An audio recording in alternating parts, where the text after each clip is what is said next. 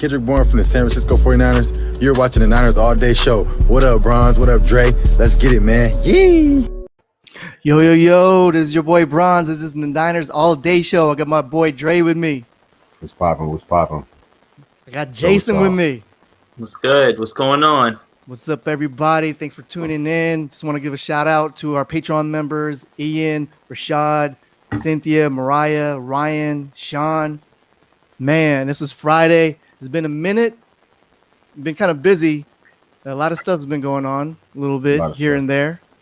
You know, so if this is your first time, sit back and relax. Be sure to subscribe, like, and share to all your nine friends. But today, we have a special guest. He goes by the name of Vish. What's up, Vish? What's up, man? Yeah. What's up, bro? Hey, thank you for having me on, guys. Yeah, man. No doubt. Thanks for joining, man. So, Vish, you're pretty much Grant's homie. You're like on Mondays, you guys do like that quick review. I'm glad you're hanging out with us tonight. Yeah, I'm glad to be here. I've seen you guys. You guys are awesome. Oh man, thanks, man. We try to do a little something, Right? Yeah. Yeah. So Dre, how are you, man? Been chilling? Oh man. Things could be better, but it is what it is, though. We ain't even gonna get on that. We're gonna try to stay on the I product. definitely hear that part. Things could be better for sure. Yes. Everybody today, got their stuff going on. Right. So we're gonna be talking about the preview for Sunday's game, Niners versus Patriots, right? Yeah. We're gonna be talking about the key matchups. Injuries. We got the injury report. We're gonna be going through who's gonna be playing or who's not gonna be playing. So that's gonna take up the whole hour, right? Oh. Yeah, man. Facts. I mean, we might as well, try to get the negative out the way. Let's talk about these injuries, man. So basically, our starting safeties, Jaquiski Tart, Jimmy Ward are not starting. I guess crazy. Jimmy Ward strained his quad during practice yesterday. Did not go through the walkthrough today, and he was basically, called out of the game. When Kyle Shanahan did, his press conference earlier. We already know that we weren't going to have K1 back this week, and then we also lost Raheem Mostert. Luckily JaMychal Hasty, has a lot of upside. And then, the good news is, Trent Williams is going to play. He didn't have a high ankle sprain like they thought it was at first. So, we got some positive out of it, but, the injuries just keep on piling up. So out of those injuries, which one of those injuries is going to hurt the defense the worst? That's a good one. Vish, what's your take on that? I think it's either one of the two safeties, Jaquiski Tart or Jimmy Ward. I think Ward hasn't had his best season this year, especially not compared to last year, but I still think he's a very good player in spite of what his PFF grade says. And then I think Tart has consistently been one of the most underrated safeties in football. I think especially with Derwin James and Jamal Adams hurt, I don't think besides Budda Baker you can argue that he's got to be in the conversation for the best strong safety in football with those two guys hurt and besides Budda Baker. So the real big reason that I think they'll be missing them is because this game is going to be about stopping the run. And Tavarius Moore is a good cover safety, but his biggest problem has been that he takes bad angles in the run game. Marcel Harris is also, I think, actually, it's kind of been overstated. I think people rip on him a little more than he deserves. But his also biggest problem is that he kind of throws his body sometimes in the wrong spots and misses tackles. Yeah. He wants to knock your head off. Every single chance he gets. And Ward and Tart are both extremely consistent. They don't really miss a lot of tackles. They rarely make mistakes in coverage. Yeah. And Ward is actually a thumper. I think it's been underrated this year how many times you see Jimmy Ward flying down from center field and whacking someone for a 3-yard gain, for a 4-yard gain. So I'm really interested to see how Moore and Harris play, especially when you're dealing with a big, bad man like Cam Newton. Nice. Yeah, Jason, what's your take? Man, that's pretty good, man. There's not really much more to be added onto that for sure. I was gonna bring up the Marcel Harris thing. It's on film. He took a horrible route to Darrell Henderson on a big run right up the middle, and it was just like, dude, it's like, come on, just play your keys, just be regular, like calm down, he's just a little bit jumpy. So and the same thing I was gonna say about Jimmy Ward is that last week was his best game of the year. He was flying all over the field and everything as well. Oh, too. he was. Yeah. So it's like, man, it's like this team can't catch a break, but we're gonna see. I know the base has been asking for more, and had that big interception in the Super Bowl, and his capabilities are pass covering and things like that. The problem is that I don't really see where the Patriots threaten the 49ers down the field, really, honestly, in this game, like with anybody. Not in Kill Harry, not Gunner, whoever, like it's Edelman and White. That's it. Everything's gonna be over the middle and down in the flat, okay? And it's all gonna matter. And I think the biggest thing that Vish pointed out, that's the thing that scares you the most, is can they bring down Cam Newton, because he's like 5th in the league with 10-yard runs from the quarterback. So it's like, that's the only thing that really concerns you, honestly, because there's no one down the field that can get down the field for the Patriots. Nobody. Like N'Keal Harry had 0 catches for 0 yards, and the Broncos secondary is super banged up, last week. So it's like, I'm not scared of that. And Cam is super inaccurate again. I don't know if that was because he either those are COVID symptoms or just he hasn't had the practice reps, but he was even more inaccurate than usual, honestly. So, as far as the passing game goes, it doesn't scare me, but it's like, like Vish said, man, can they tackle Cam? Like, that's really what's going to be important. Yeah, that's crazy. Yeah, he might be the leading rusher for the Patriots on Sunday. What you guys think about that? He's the leading rusher for them, period. Yeah. They all year. Straight up, yeah. All year. So it's when you get down to the goal line, they don't even try to hand it off to anybody else. It's just up the middle. Like with Cam, that's it. They're using him the same way Carolina used him. Yeah. That's it. Right. Or even more. Like Carolina, because they were more invested in him, didn't want to run Cam Newton 15 to 20 times because they were scared about the hits he was taking. New England's philosophy is that he's our best runner. That's what he does best. Why would we waste him throwing the football as if he's Tom Brady? Let's use him how he should be used. Right. Yeah, most definitely. It's definitely a concern. I feel that our pass defense has to be extremely good on Sunday because when it comes to running quarterbacks and Cam Newton, who's still one of the best running quarterbacks in the league, regardless of what anybody says, that's just my opinion. No, you're not really an opinion. I think you're absolutely fact. wrong. Yeah, pretty much. Facts. Yeah, we just have to look at it like, he's going to get his, but we have to be extremely good with passes deep and passes over the middle. I'm not really worried about the flats because we have a very extremely fast linebacker. His name is Fred Warner. I think he's the best linebacker in the league right now. He's going to get there. They showed a stat last week where his average travel yardage to a tackle was 20 yards, sideline to sideline, and he gets there, right? So anything in the flats, I'm not too worried about. Jason Verrett is playing lights out. Emmanuel Mosley played very well last week. So when it comes to things in the flats, I'm not worried about. But across the middle of that field, that's the things that we have to look at. Yeah, Yes, definitely.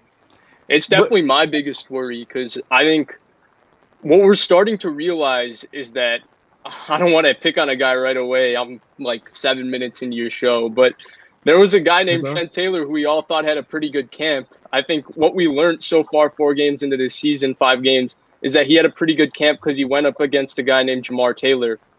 And now that the Niners are more of a man coverage defense, they're doing it a lot more with Mosley and with Verrett. I think the biggest matchup to worry about, even though Edelman's not the same player, is Jamar Taylor versus Edelman. Because Saleh can only hide him with that cornerback blitz so many times. Jared Goff started keying on it last week. You can't hide him for the entire game. So I'd be very interested to see how that goes. I don't know, man. Is there any type of way that they could consider playing Tavarius Moore at the nickel? We've seen it a few times. We've seen it in the Super Bowl.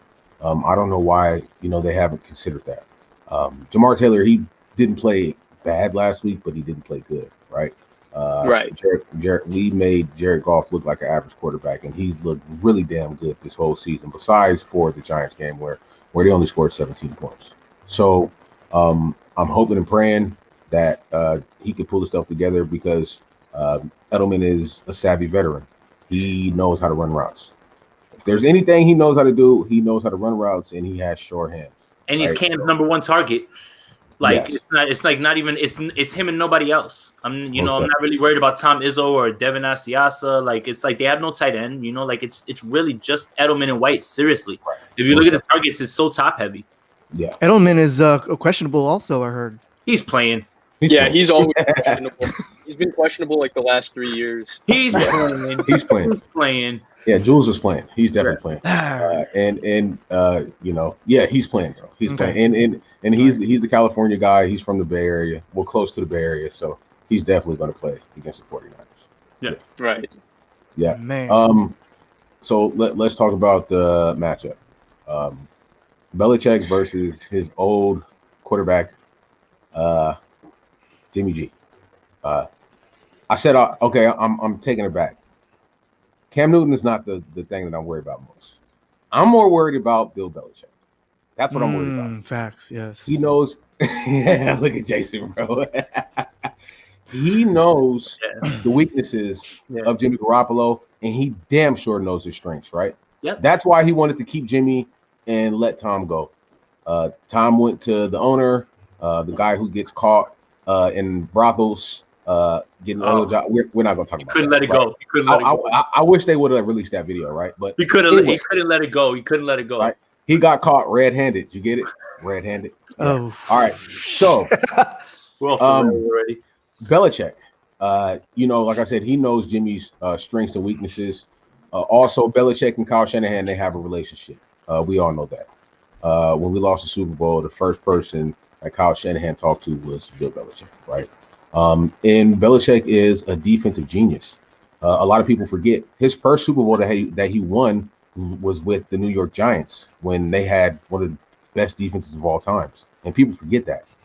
Right. He was a defensive coordinator when he started out, right? And that Giants team actually beat us to go to the Super Bowl and win the Super Bowl, right? So I don't remember that. Yeah, it was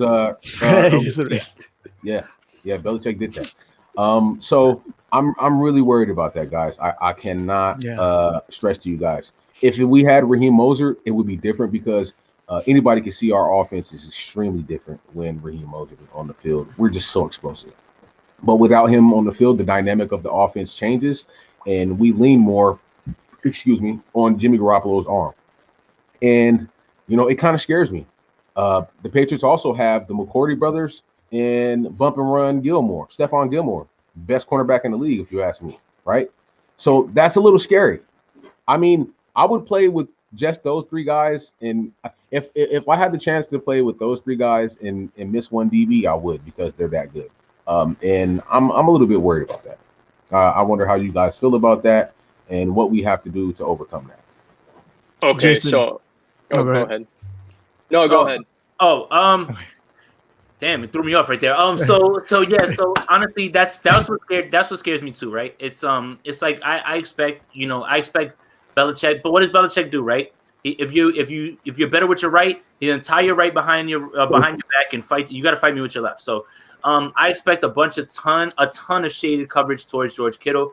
Gilmore's going to be somebody who can wipe out whoever it is on their side, right? Like look, no disrespect to Deebo and Ayuk, but it's no simple task beating the defensive player of the year. I've only watched him really get baked on routes in the last 2 years by a guy named DK Metcalf, Devontae Parker, and Smokey Brown.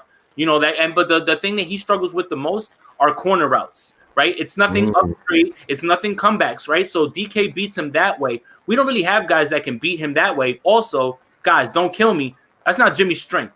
And if we're not going to make Jimmy throw those deep corner routes like those not the 9s, the 8s or the 7s, we don't want to make him do that. That's not his strong suit. So you better believe that Belichick's going to make him do those things. Now, the only thing that really kind of keeps me up, and you're right about most of it, it's so true when you watch you saw it one half to the other. Like literally when he was on the field, all of a sudden, boom, they look different, right? Now, but the Patriots are bottom 5 at like run defense right now. They're missing out in the tower. Patrick Chung isn't there, who usually would have been the guy that would have been following around tight ends for them. So they can be run on, and they're missing edge rushers, right? So they don't really get a lot of pressure. So this defense, while still stout and while it's still the mind is still making it happen. My bad, bro. I don't want to interrupt you. Yeah. Do they still have Chase Winovich, or is he out of the game? I don't know if he's Vish. Do you know if he's playing? I think he's playing. Yeah, I think he's gonna play. He's a badass. Okay. Yeah, he's very good. He threw He threw Carlos Hyde out the club that one game or whatever on Sunday Night Football. I don't know if you guys ever saw it. Like he literally grabbed Carlos Hyde by his pads and just He jazzy jabbed him out of the pocket. No, he jazzy jabbed him out of the pocket. Guys, please look it up. I'm not even joking. That's not even like a joke. Like, it's really what happened. But, you know, they have a bottom 5 run defense. The 49ers still need to rely on the run and get it going. But again, man, the Belichick thing, it does get me nervous too, because it's like he's going to be ready for all of that. So, man, Vish. Yeah, I'm not looking forward to this matchup. This looks real bad to me, actually. It looks like as bad a matchup on paper as you can get. To me, if the 49ers don't go heavy personnel, they're screwed. I don't see, like, it's not just Gilmore. The McCourty brothers are really good. J.C. Jackson's an excellent corner. Watch when they play Kansas City every year. Who guards Travis Kelce? It's J.C. Jackson. Jonathan Jones is one of the best slot cornerbacks in the NFL. Nobody talks about him. He's very good. And the other thing about it is this defense is savvy. They're veterans and they're opportunistic. And we've got a quarterback who we know tends to take a little more chances and gambles. And this defense will make us pay if we look to throw the football in this game. And the worrisome thing really is that we're playing Hornets Grasu in this game. We saw against the New England defense, even though it was the worst case scenario game, the big difficulty that the Niners had was Ben Garland struggled with the line calls. At least that's what I think, because there was 3 miscommunication sacks. And Ben Garland, the center in this offense, is responsible for all the line calls. And the thing that makes Belichick defenses hard to defend is that you see so many different fronts. They're not stuck in being a 3-4 defense or a 4-3 defense. They'll do it all. They'll do 6-1. They'll go 5-2. They'll be 3-4. They'll be 4-3. And Ben Garland's going to have to pick up who's coming, who's not, and rotate protection the correct way. And the other thing is that Jimmy's strengths and weaknesses. Isn't Garland? Oh, I'm sorry. Grasu, excuse me. Oh, okay. Yeah. Okay. Grasu. Right. And the other thing that's, I think Jimmy's strengths and weaknesses are kind of documented now. His strengths is anything between the hashes, 8 to 15 yards, money. He won't miss it. He's elite at throwing between the hashes. Anything outside, even if it's open, sometimes he doesn't throw it. Yeah. And so he wants to get the ball out of his hands. He wants to be in rhythm. The Patriots are going to play press man coverage, which means they're going to look to disrupt the timing of these plays. And they might not have a great pass rush, but when you look to throw the football and Jimmy picks up his head and he looks around and the first guy is not exactly where he should be, or they got a guy shading in the middle of the field waiting on the little crosser or the slant or the dig, then I feel like there's going to be a little bit of trouble. So I'm not looking forward to this game at all. I think the Patriots are a lot better than they've looked thus far. I think a lot of how they've looked is due to the fact that they haven't practiced in 3 weeks because of the COVID protocol rules. But now that they've practiced, I think I don't like this matchup at all for the 49ers. Yeah. Man, we do have an advantage. We're playing at Gillette Stadium, not at home. That's an advantage. It's weird to say, but we do play better on the road than we do at home. Yeah. We do have that advantage, you know. So I don't know, fellas. I want to be positive, but don't get it twisted though. The 49ers can still win this game.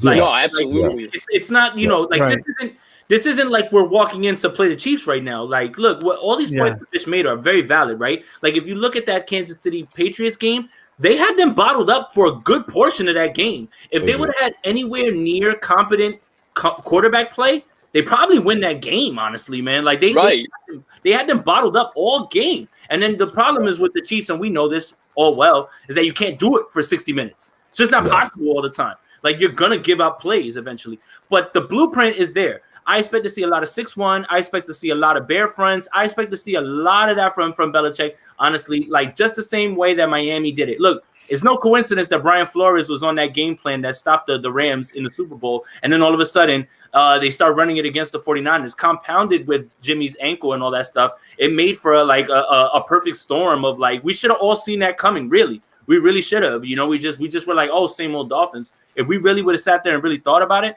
we would have looked at this and been like, oh, we're in trouble here with this game. So, like, you expect to see it all. The 49ers still have a chance to win this game, though, and I think they have a really good – they still should win this game, I think. They have to just – on defense, the defense really has to hold it down this game and not allow them to score a bunch of points because that's just not what they're doing either. Even the only game that they really scored points, Vish, and you can correct me if I'm wrong, Seattle. That's it. Yeah. Every other game is like 17 points, 18 points, 20 points. That's nothing. We'll live with that all day. Yeah, most definitely. Yeah, I'm happy that we drafted Ayuk and not the other guy that the Patriots got. Thank you. Oh, include Harry. Yeah. Oh my gosh, such a bust. I mean, they're probably upset they didn't take DK Metcalf. Oh So, yeah. But the thing, I think the thing that worries me the most is that, like, I want to be positive. Obviously, I want the 49ers to win. It's just that last week's game is not, hey, the 49ers are back. That's the thing. I think people can't get carried away about last week's game. I don't think it's sustainable to have your quarterback not throw a forward pass for, like, his first 8 passes. Like, I don't think that's sustainable. I don't think that could work this week if you're having him throw this push pass, all of that. Don't get on me. I know his stats look good. I know all those things. But look, he has to throw the football down the field, or at least 5 to 10 yards down the field. We can't do the screen game and all of that. I don't think that's sustainable. And right now, we're betting on something we haven't seen all season to happen. And it could happen. It's just there's no way to be assured that it's going to happen. I got a question for you, Vish. If we didn't have the injuries that we sustained this last game, if we had the same lineup going into this game that we had at the beginning of the Rams game, do you think that game was a sign of, okay, the Niners are back?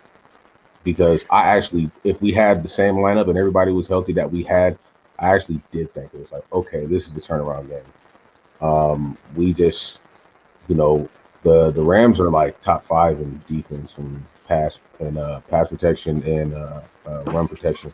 Also, they've been scoring a lot of points, and we made them look like an average team. And they're fairly healthy. They had all of their guys, damn near all of their guys, and we made them look like just a regular team, and we dominated those guys.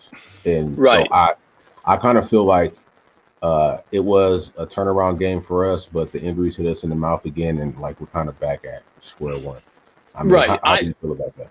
I agree with you, but I do think that we do need to take a couple details from that game into account. And I know everybody doesn't want to take those details into account, but we do. Let's go. The Niners jumped out in front, right? What has been Sean McVay and Jared Goff's biggest problem historically? They don't have a good drop back passing game. They don't.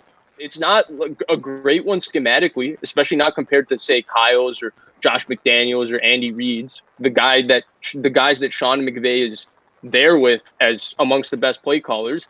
And Goff is a horrible drop back passer. I'll say it again. He's a horrible drop back passer. He can't throw the football with bodies around him. And so I thought the game lent itself for it being a blowout because they exposed the Rams' weaknesses and they exposed them so quickly.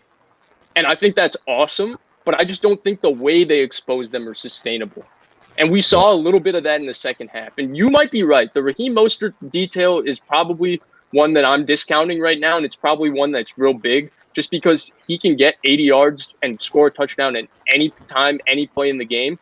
But he's not playing, so I don't know. I just didn't feel that encouraged by what I saw against the Rams, to be honest. So let me throw out. Let me just be the contrarian, right? Because we want to just have the discussion. Let's throw it out there, right? What I think what Kyle did was opponent specific, right? Like that game plan is not going to work for the Patriots. I think going week to week, he's going to have to analyze each opponent and draft up a game plan as best he can. And I think that there was 3 reasons he ran up that game plan. 1, he wanted Jimmy to see completions, easy ones, even if they were right across the field. He just wanted to get that going. 2, keep Aaron Donald away from Jimmy.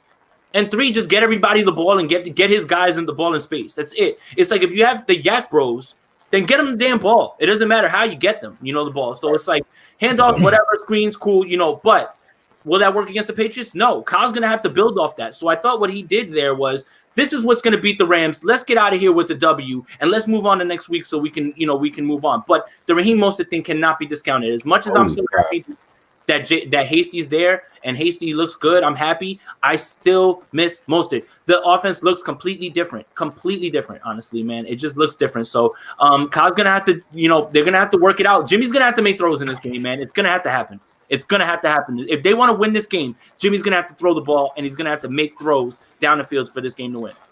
I mean, not to toot my own horn. What did I say last show? Jimmy has to throw for over 250. Actually, I'm not going to lie. I said 300. He was close, but he didn't. I said he had to throw for over 3 touchdowns. Well, he had to throw for 3 touchdowns. and keep Aaron Donald under 2 sacks. And Brunskill made Aaron Donald his BITCH. Yes. Good job, Brunskill. Yeah. Yeah. Now can we Aaron have Donald got punked. Yes. He got now, punked. can we have the same optimism for Grasu? I thought he played well week 1. Right? How many snaps did he do? Like one? He played the whole game. He played the whole game. Garland didn't play. He played the whole first week. Yeah, Grass was not the reason that we lost that game. No. So I think, you know what?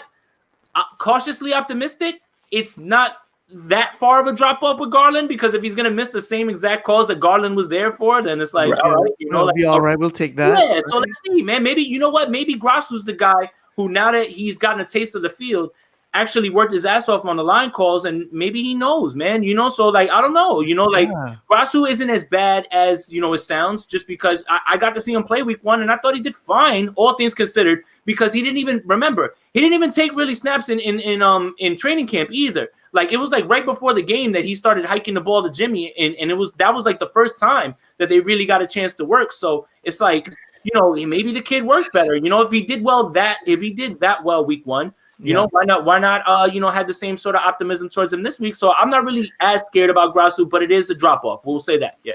Right. Feeling a little bit better. I do want to go back to one thing. We did talk about the Rams game, and I think you are right that it's game plan specific, and I think that's part of it. And I'm on the same boat that Jimmy's got to throw the football in this game. He's got to make throws. I think the thing that's disconcerting to me, and the thing that worried me, is that when you look at Jimmy Garoppolo, look, I'm going to preface this by saying I love Jimmy Garoppolo. I love Jimmy Garoppolo, who he is as a person. I love his throwing motion. I wanted a 49ers quarterback in my lifetime with these kinds of traits, maybe a little stronger arm, my entire life. And his but chin. That game was the chin. Who can forget the butt chin? But that game was slam dunk, 350 yards, 4 touchdowns. It was schemed up for that. I don't think anybody would have a problem with Jimmy's play if Jimmy, exactly what was there, he executed. Ryan Tannehill, he's a guy I bring up on Grant's show the last 2 weeks. I brought him up. Go watch Ryan Tannehill. It's not that Ryan Tannehill was this physically incredible quarterback. He has a good arm, maybe a little better than Jimmy, and he's a little more athletic than Jimmy. But he executes to the T that system. If there's a throw-off play action that's open, Ryan Tannehill hits it. If he's got to get to his second read on a play, Ryan Tannehill gets to his read and makes the throw. And that's the problem with Jimmy. Every game, there's a couple throws that are there, money, easy. He misses them. There's a couple reads that are there, money, easy. He misses them. And that's what worries me, because this game could very well be a defensive struggle, 17-14. And you need him to not miss that one play that Kyle schemes up. And if he misses it, because there are not going to be that many in this game, then that throw, you know what I'm talking about, Vish. Of course, week 1. The athlete. No, the athlete. Right. The athlete. Like, I heard so many things this week, like Juszczyk ran the route wrong and all of that. Like, what? You know what I learned this week? Do not tweet Jimmy clips that aren't incompletions. That's it. Because your mentions get destroyed. Look, you know what? Let's do this. Let me pull it up and let's run through it, all of us, so we can talk about it, so I can show you guys, okay? Because like I've watched it a million times, and it gets me upset. I'm sick of hearing it. I gotta clear my name. And just to mention, Kyle Juszczyk has been missed all season on that same exact route, not just by Jimmy Garoppolo, but by Nick Mullins. Yes, right. Let's just mention that. It's happened 3 times this season. In the green's juice, he's gonna come into motion and he's gonna come over here and then he's gonna leak. The route is supposed to go underneath the linebackers and he's supposed to wiggle himself out here. You guys see that, right? Everybody sees that? Yep. All right, cool. Just wanted to make sure. All right, so let's run it. So here he goes in motion. I'm going to do it really slow because I'm going to show you where he should have thrown it and when the ball should have come out. So here's the play action. I'm tired of hearing about the inside line, okay? Because look, already Kyle's got it, and he's already taking it down this way, and he's going to leak out, okay? Look, back foot gets hit right there. Boom. Look, Kyle's not looking yet. Okay, cool. Kyle's not looking. Look how much space. Kyle's not looking. Kyle's looking. Look. We should already launch. Don't burp the baby. Don't burp the baby here. Look, Pat. And now what? Now you dude, get rid of it. There's no one in this lane. Lob it out there so he can get it. It's an easy pitch and catch. And look at your coach. Look at your coach.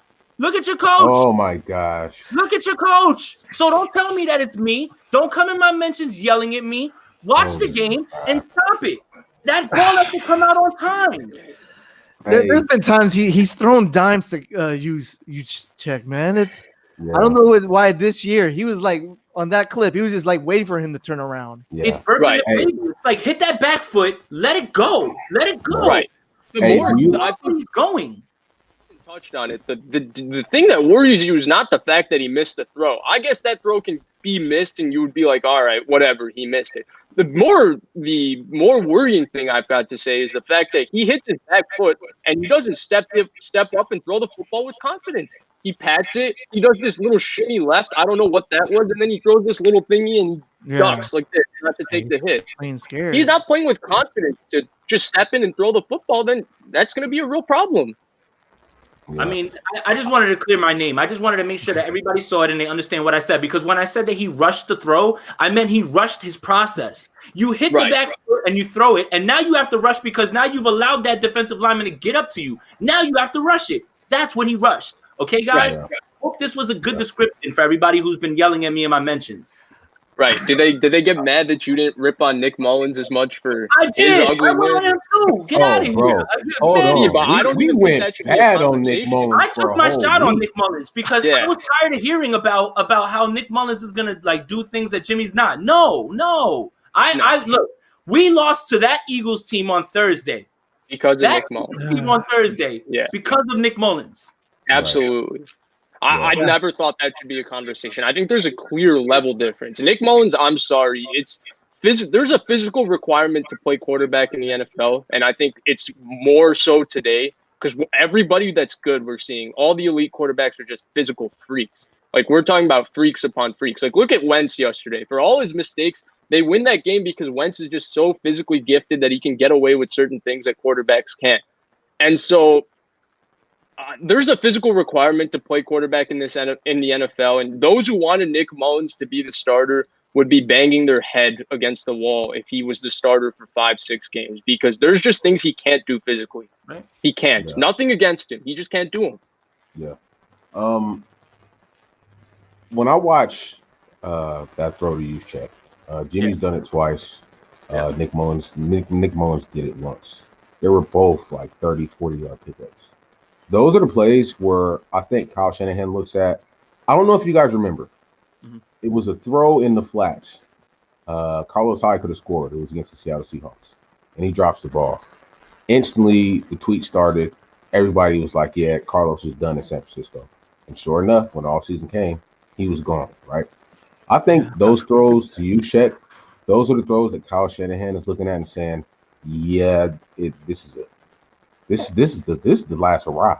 Here's the thing, though, Dre, and I didn't mean to cut you off. Like, this is what the problem. It's all good. Here's the problem about this too. It's the game situation, right? Kyle draws up that play for him to hit because then what does that do? Puts you in field goal range, and guess what? Ends the game. Yeah. Then there's no bomb, the Reynolds, none of that. So Kyle is thinking ahead. And he's like, if you can't hit this layup throw that I just gave you, good God, like, what are we doing here? So it's like, it's all situational. When Kyle draws that up, it's either to, one, help put a game away, or two, jumpstart the offense. And that right there was to get the game over with and not put him in any more spots where he had to actually throw the ball. See, I don't think – I think he would like to move off of Jimmy. Mm-hmm. I don't know that for sure. I'm not going to get into all the, does he trust him? Does he not trust him? Does all of this – I don't think he will, dude. I think there's a little bit – I love Kyle Shanahan. Like, you won't find a bigger Kyle Shanahan fan than me. But I think if there's one thing you can criticize about him, it's the fact that he has strong opinions about players. Like, say, take Dante Pettis. But he doesn't really move off of them and be convicted in what he believes. Like, I think it was pretty clear with Jimmy Garoppolo last year that – has his questions about Jimmy. I mean, he showed up the guy in the NFC Championship game. I don't care what anybody says. When a guy throws 8 passes in an NFC Championship game and he's a so-called franchise quarterback and he has to walk up on that stage with Terry Bradshaw handing him that trophy and basically making fun of him saying, Jimmy, is your arm even tired? Like, that's embarrassing as heck for Jimmy. That's as embarrassing as it gets. Speak to me. We ran for damn near 300 yards, dude. There was no reason to give up film on what your passing plays are going to be. we're going to run the ball down your throat, and the Chiefs aren't going to know what to expect our offense to look like because the whole playoff run, we were just running the ball down people's throats. Dude, they had 16 games of film in the regular season. Come on, man. I Hey, understand Jason, back me that. up on I understand that, but the way that offenses play, the way that teams play, changed throughout the season. It happens. Hey, I'm just saying, if he's your franchise quarterback, you get him to 18 throws just because of optics. You don't let him take that media beating for 2 weeks before the Super Bowl. You need him to play well in the Super Bowl. What was the conversation before the Super Bowl? What was Patrick Mahomes hearing? What was Jimmy Garoppolo hearing? All Patrick Mahomes heard was if he wins this game, he's going to be the greatest quarterback ever. All Jimmy Garoppolo heard was if the Niners win this game, it'll be in spite of Jimmy Garoppolo. And is Jimmy Garoppolo good enough? Hey, what do we hear? What did we hear at the end of the third quarter? Jimmy Garoppolo right now is the MVP of this game. He's 18 to 21. Yeah, that's what we heard. So I don't trust the media says, right? They do this. That's what the media does. They suck caca. That's what the media does. They suck caca. I'm not going to disagree because I don't always like the fact that the media controls narratives about players, about people, about everything.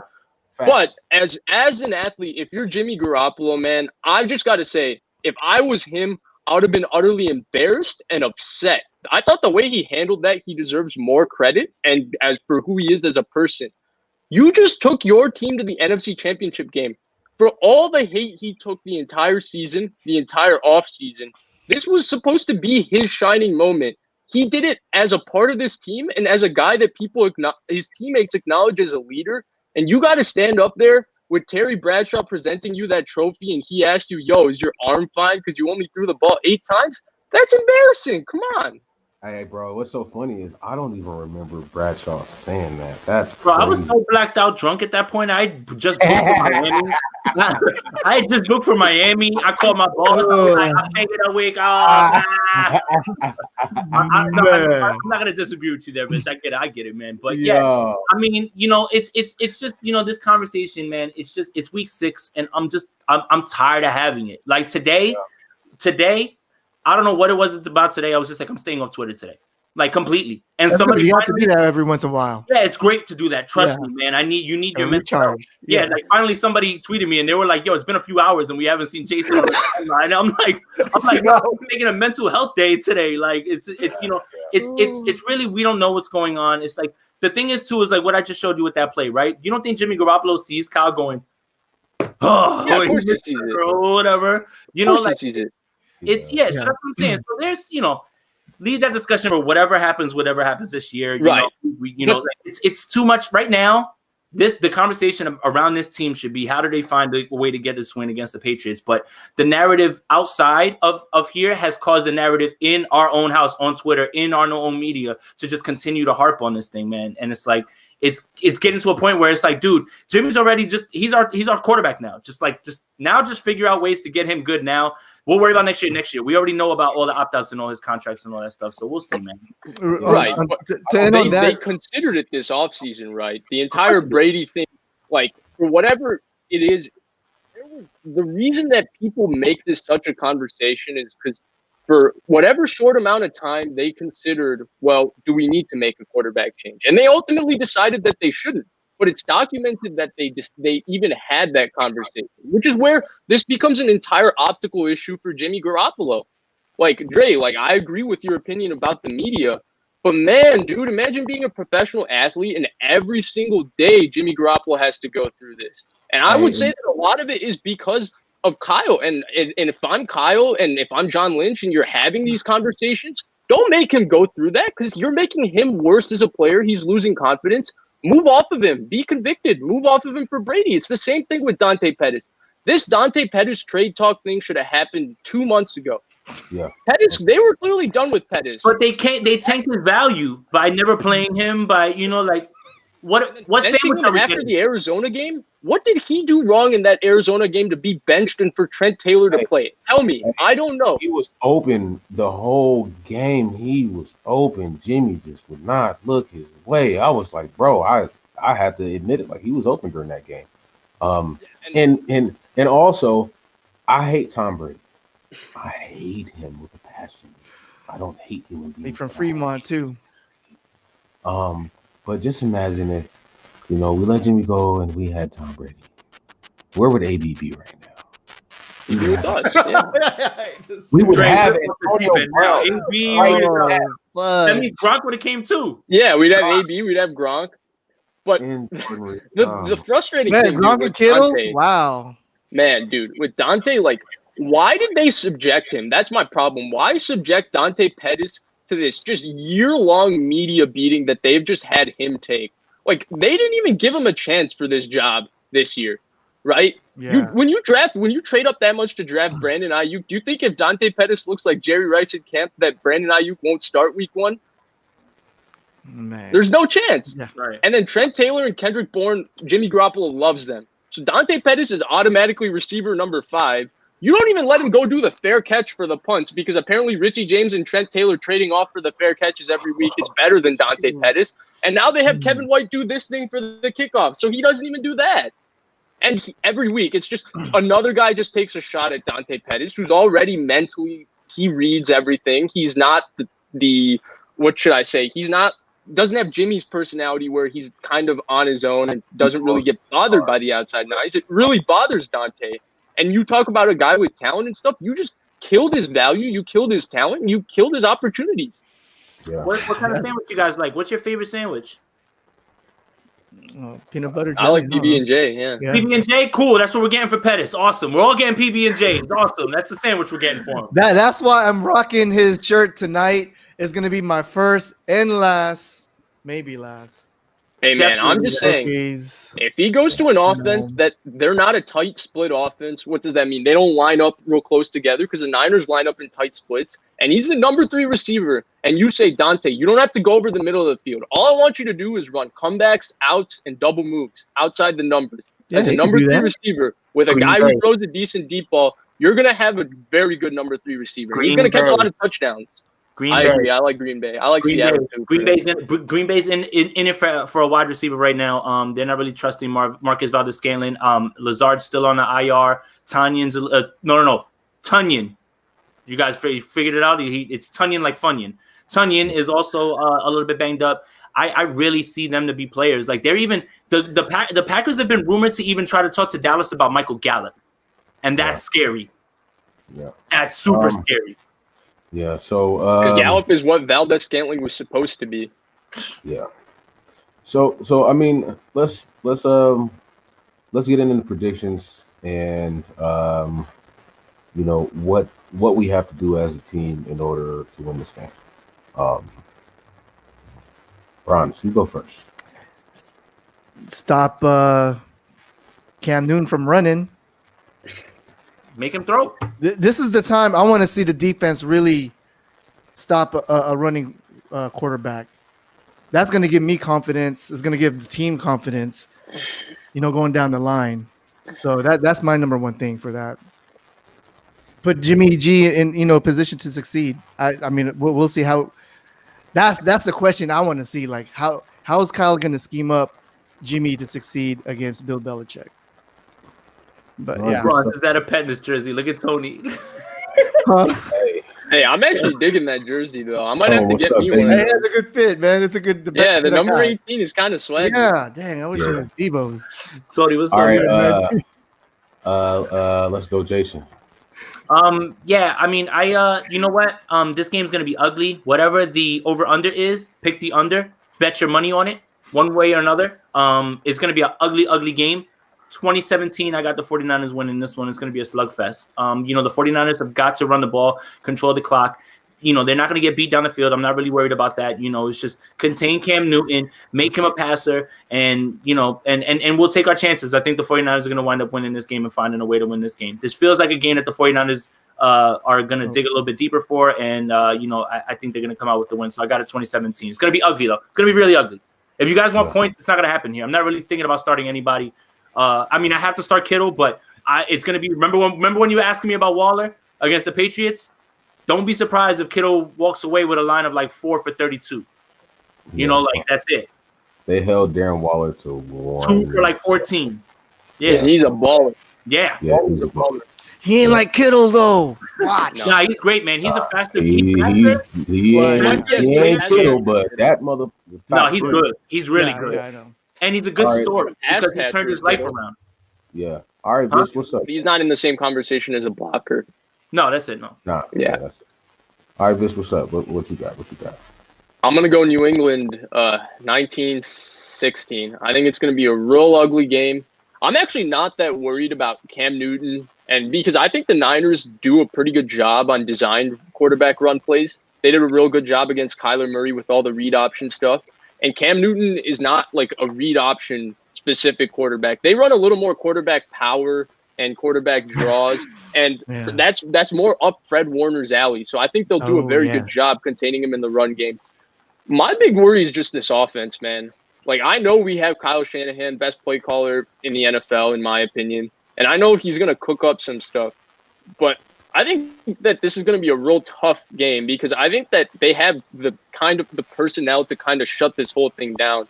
I know that the run defense isn't that good, but they're going to be totally committed to stopping the run against the 49ers. And that's because it's not just Jimmy, right? I'm not sure that they really believe that the combination of Ayuk, Kendrick Bourne, and Deebo Samuel can beat those corners one-on-one. So I think it's going to be a real tough game. I think whoever doesn't turn the football over is going to win the game. And I think because New England's playing at home, even though home field advantage doesn't exist this year, they're not going to turn the football over, and that's why I think they're going to win. All right. What about you, Dre? Have to hold Cam Newton under 80 yards. Also, we cannot turn the ball over more than once. Also, if JaMychal Hasty does not start the game, we lose. Period. Whoa. I think you'll see him on early downs. I really don't see. They can't do that with McKinnon. They can't. I see what you're saying. Jet, if you're watching me, I love you coming out of the backfield receiving the ball. But when you get the fucking ball, get uphill. Get uphill. Yeah. Stop dancing in the damn gap when there is a hole right in front of your face, bruh. It's like it's here. It's right there. It's right there. It's there. Bruh.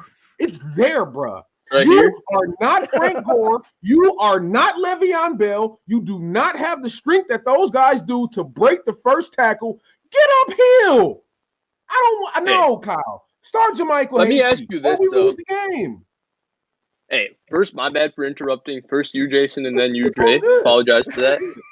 And then, second of all, hey, are you guys worried about Hasty, bro? The guy had a documented fumbling problem in Baylor. We're going against a very veteran, savvy defense that's going to be poking out that ball all day. And you know Belichick's all about the details. You think that they don't talk about in that defensive meeting that this guy fumbled X amount of times, attacked the football? Well, I'm sure they do. They are looking at the film, and they see that JaMychal Hasty could make cuts from behind the line and go from left to right like that and make a 5-yard gain out of nothing. That's what they're seeing. They're seeing that this guy gets the ball and he cuts up field. If he fumbles, oh well, just make it one. Like I said, just get one turnover and we can still win this game. We have to start JaMychal Hasty, bro. McKinnon's at 5 yards to carry, but that's skewed with that long 55-yard run on the 3rd and 31, guys. Look, yards per carry, you need it with context. Watch him run. It's not the same thing. It's not the same thing at all. It really isn't. Yeah. If you watch Hasty, they're sealing off an entire side for him to make cutbacks in. He immediately sees it and goes. McKinnon's tippy-toeing and then just running into the back of somebody. It's not the same thing. Kyle has a week to prepare. And he's going to scheme up for Hasty to thrive in this offense, I believe. And real talk, Jerick McKinnon is just not an outside zone running back. No, let's be honest. They prefer to run power with Jerick McKinnon. He's not made to run outside zone.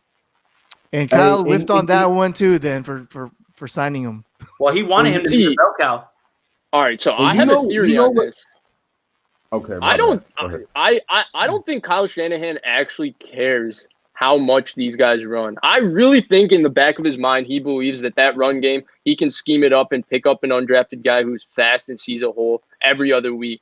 The reason I think he likes Jerick McKinnon and he likes Tevin Coleman is because he likes the stuff that they do that he can't account for, which is, first of all, they're both terrific pass blockers. Pass pro, that's exactly it. They're as good in pass protection as it gets. And two, they can beat man coverage by running routes, which is something that you can't always find in an undrafted guy. And I think that's why he spends extra money on them. That's why they were interested in Le'Veon Bell. That's why they threw that 2 years, $10 million at Tevin Coleman. And I think that's why they use McKinnon so much on third down, right? Because third down is when people are going to blitz, and he's the pass pro guy, and he's our best pass catcher. So that's why McKinnon's more slotted to be our third down guy, and Hasty has got to be the guy at least this week. Because let's face it, we all like Jeff Wilson, but Jeff Wilson isn't explosive. He's just a less paid Tevin Coleman. Less paid. Right. And watch and see what I tell you guys. This is what's going to happen. All right, let's hear it. Shanahan's good. He's gonna start McKinnon. Watch, bro. I swear no doubt. he's gonna start. I understand though. Yeah, right? we know him. And it's right? like Kyle. Why? Like, look, Kyle. Why? Make yourself look like a genius again and start the undrafted guy. If you can get a prop bet, Kyle. If you can get a prop bet for the first play of the game being Jerick McKinnon up the middle for 3 yards, take it, because there's a good chance that's the first play of the game. Oh, straight up. Oh, okay. Real quick. Jordan Willis. We're trading him. You guys know anything about him? No. You want me? Can I get mad? Get mad. Get mad. Did you guys see a trade that happened earlier today? Yeah, Yannick Ngakoue, right? Marcus Golden. Marcus Golden got traded to the Arizona Cardinals for a 6th-round pick. Do you know how many sacks Marcus Golden had last year? 12. He had like 8 or 9, right? 12 and a half. Okay. 10. You know how many Patrick Willis's cousin got? 3 in his whole career. Yeah. 6th-round pick. We couldn't get Marcus Golden. 6th-round pick. What are y'all doing? Well, you could have signed him for peanuts before in the preseason too, but then a 6th-round pick. What happened? Why? He could instantly make an impact. Instantly. And then look what the Ravens did. Like, oh God, they got Yannick. Like, it seems like everybody is going all out this year, besides us. Oh no, we'll just stay the same. John Lynch talking to you. Oh no, I'm gonna be on the other side of the coin on that, because going all out right now is not worth it. We got so many injured. A 6th-round pick. That's not look. Yeah. You know how often a 6th-round pick hits? Never. Never. Those guys end up being. Look, where's Jawan Jennings? Do you even know where he is? He was a 7th-round pick. That's how little those guys hit. 6th and 7th-round picks don't hit. For a pass rusher that can impact your team right now, you could trade a pick that is Caden Smith was a 6th-round pick. He doesn't play for us anymore. He plays for the Giants. It doesn't make sense. Why? Not a 6th-round pick for Marcus Golden. That's horrible. So how's he doing this year so far? Caden Smith sits behind Evan Ingram, but that's the point. No. The guy that we traded for, he has 0 tackles, 0 assists. Buried on the depth chart. Well, I'm not talking the one that you traded about. The one, what's his name? Marcus Golden. He's asking how Marcus Golden is doing. Yeah. Oh, I don't know, but he's probably doing better than the guy with. Dude, he was buried on the Jets depth chart. Look, the Jets coaches were like, "You're not good enough to be on the field. Go sit down." The Jets. Yeah. And they're talking about the Jets are looking at trading Quentin Williams also. Oh Why? man, I don't know. I would give a 2nd round easy for him. That it doesn't even like. Why are you even thinking about that if that's possible? But I doubt it. They're worse than the Texans. What are they doing? And Quentin is going to be he going to get it for you going to give up a 2nd, but he's going to be cheap. His contract is set for the next. He's been in the league, what, a year, 2 years? So his contract is set for the next 3 years. Like these are the moves that like you have to make in order to continue to get better. Like, okay, you get Quentin, and DJ's gonna want some money next year. So you say we got Quentin, all right, DJ, go get your money somewhere else. Like these are the moves that I feel like John Lynch should be making. He is a great GM, but it's like we can't always be worried about money, bro. I'm over the salary cap shit. I was with everybody else. Yeah, we got to look at the salary cap. We want to help. We got like $300 right now. I got more in my account. I can give them some if they need some. Huh? We only got $300. Something like that. The salary cap number that we have available right now, if we want to add people, it's like we just opened up a bunch of money because of the restructure. But before that, the Niners were in like the $3,000 range or something like that, or something. But the restructure is money is gone, right? Because they restructured, opened up the money, and then brought this dude in. See, I wouldn't have minded if they didn't make a move, honestly, because you need draft picks, man.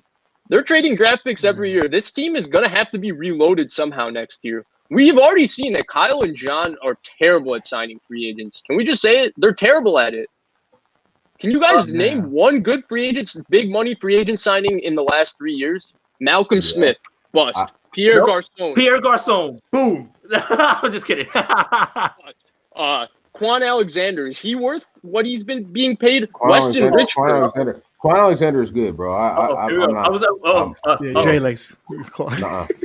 No, we're not going there. Real quick. We're not going there. I want to because all of the stuff y'all criticize Quan Alexander for, y'all don't criticize Fred Warner for. In the same game that Quan Alexander gave up 3 catches, Fred Warner gave up 7 receptions and 5 first downs. And so I just feel like he gets the criticism that nobody wants to criticize Fred Warner for. Just like when KB dropped the pass. Just like when KB dropped the pass, everybody said, "Oh, KB dropped the pass." But as soon as Kittle dropped the damn pass when he was wide open, nobody said nothing. I did. It's like y'all. It's like I did too. Well, right, yeah. I'm saying it's like a lot of y'all Niner fans is afraid to criticize y'all favorite player. And but here's the thing, man. There's Fred Warner was a 3rd-round pick who's making what? It's got to be under $1 million what he's making. Well, his deal's coming up soon. Right. Well, he's gonna get paid, and that's when people will start getting on his mistakes. But Quan Alexander, when you're paid that highly for a guy who overruns every other play and makes a lot of mistakes with his assignments and stuff, well, yeah, the criticism is warranted, especially when Greenlaw.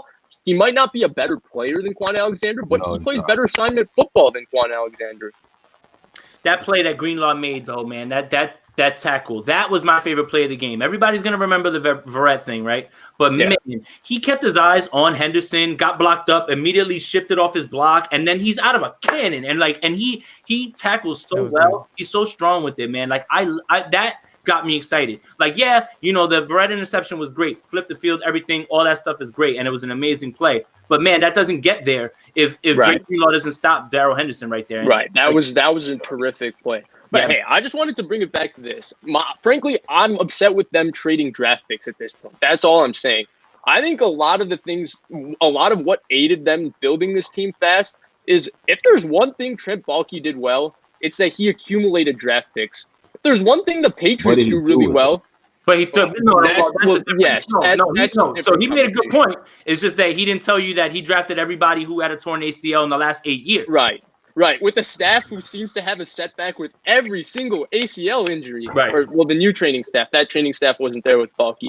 But the point is, the Patriots every single year, the reason Belichick is able to reload this team so fast is because they draft so many players every year. He's got 10 to 12 picks every single year, and they move up and down that draft board. And look, he's not great at drafting. He's really not. He misses on a lot of high first-round picks. But he drafts so many players that he might get 4 players out of 12 in a draft. That's 33%, but 4 is better than getting 2 out of 6 in a draft, right? It's the same 33%, but getting 4 is better than 2. And so I'm not with trading anything high.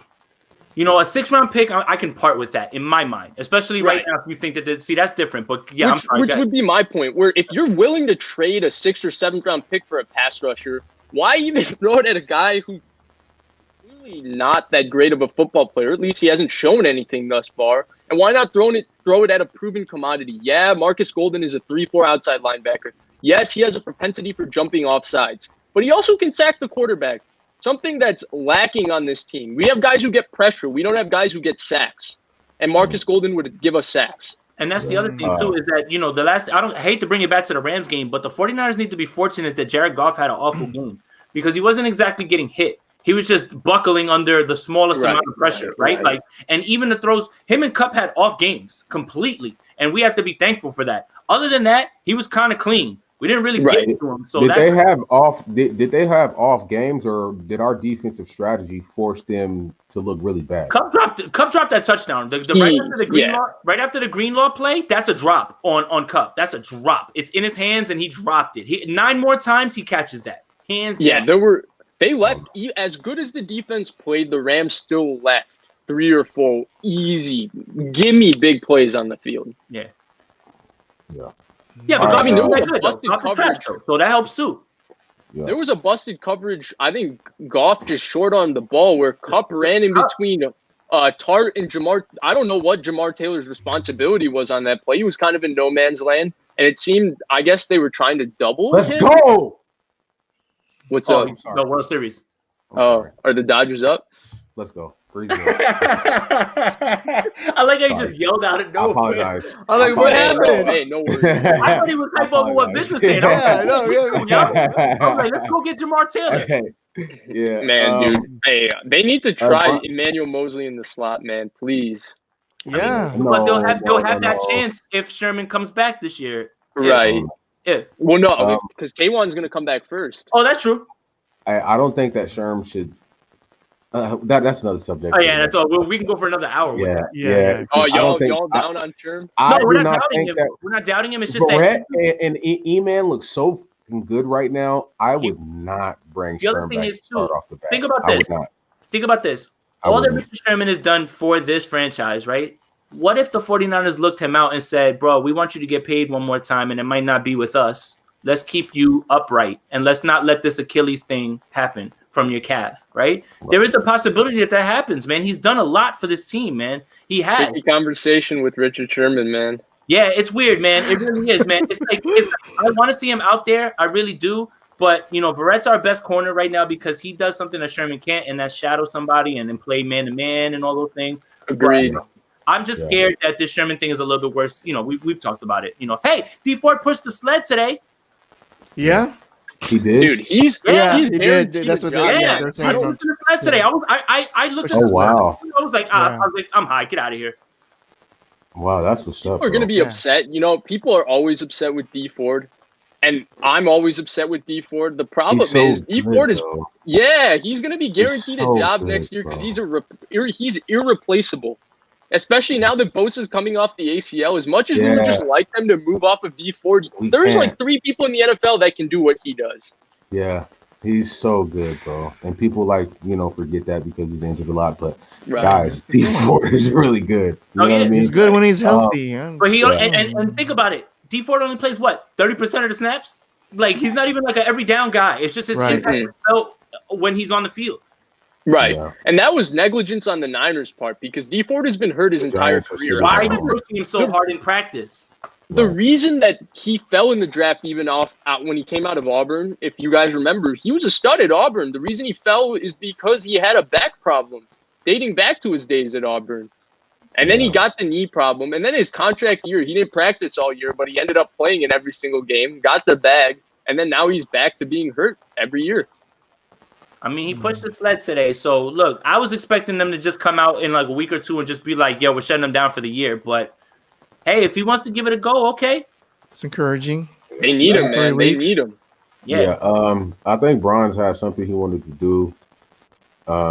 Did you, Bronze? Yeah. Yes. I wanted to do a giveaway for our Patreon members for this. Oh, good stuff. Word. And I don't know, like, the are we winner's done? Jason Mapante. Yeah. So we can do this real quick. I'm going to draw it. Draw the winner for our Patreon members. Oh, okay. So we got the list here. Good luck, everybody. I'm going to hit the start button. Boom, boom, boom, boom, boom, boom. I wish I had sound effects. Brah. Christopher Bohannon, sorry. He said Thanks, bro. Thanks for everyone that's wants to be part of the giveaway, help and support being on the Patreon, man. Yeah, man. Also, we definitely my bad. Go ahead, bro. I'm sorry. Also we just hit our 2,000 subscribers. Damn. So pretty soon we'll probably go ahead and do a giveaway for that sometime, maybe next week. Every time. Thanks, man. Yeah, every 1,000 we hit, we'll do a giveaway. So shout out for everybody that's supported, man. But yeah, this has been a great show, man. Thanks, Vish, for hanging out with us. You've been dropping some gems. I appreciate you, bro. I followed you on Twitter, bro. I don't know what I was doing not following you before, bro. That's done with. I got you. Yeah. I followed you back too. Hey, I appreciate it. I appreciate it for coming on with all of you guys. You guys are awesome. Man, appreciate it, bro. All right, bro. We definitely gonna do another show with you, no For doubt. sure, man. Yes, For sure. man. Hey, thanks, man. Yeah. All right, man. All We'll right, see you bro. in a bit. All right, bro. All right. Yeah. Okay. Yeah, So man. that was good, man. Yeah, you really Yeah, know that the was shit. awesome. Yeah, he does. Yeah, man, it was a great show. We appreciate all the Patreon members, all of the people who donate to the channel, all of the people who watch and subscribe and like the videos. It's Niners all day, for the fans, by fans, right? And without you guys, it's this platform is not possible. And the way that it's grown in a short amount of time, man, it's amazing. So we really appreciate you guys. So what's the schedule for this weekend? Is there gonna be we're gonna be doing Grant. one tomorrow with Grant? Grant tomorrow at 12 o'clock. Okay. Grant tomorrow. Are at you 12 coming, o'clock. Clint? I got a birthday thing going. Oh, But hey, man, you guys with the trio, you guys got that, all right. What did we that- talk man. about that on the show vibe. last time with Grant? Dre, did we try to redo the Michael Jackson trial all over again? Like, Yo, hey, that was on my helmet when I started talking about it. yo, but it was a good it was a good way to end because we did all that 49ers talk and then we just went right into our legal bag. Yeah, we did. Yeah, man. So I appreciate y'all, my two brothers, and we appreciate all of the Niners faithful. I'm gonna get to watching the Dodgers. Enjoy the Dodgers. Okay, yeah, enjoy. Yeah, man. I love you LA's guys. getting spoiled. I don't know, man. LA's getting spoiled. Hey, man, it's been a 10-year drought for the Lakers, and it's been A couple years. let's see. No, we've been to the World Series 2 out of the last 4 years for the Dodgers, but we haven't won a World Series since I was 3 years old. So, damn it, it's our time. Go get it. Man. Yeah, man. So, I'll see y'all tomorrow, bro. All right, peace. All right, peace.